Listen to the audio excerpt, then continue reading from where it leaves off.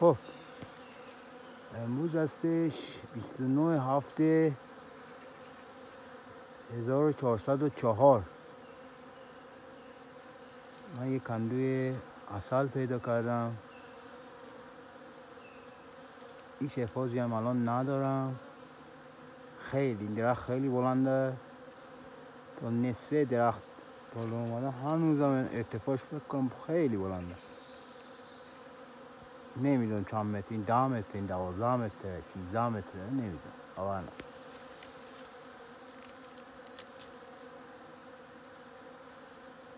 فقط ارتفاع نشون بدن. این ارتفاع پایینشه، این ارتفاع پایینشه.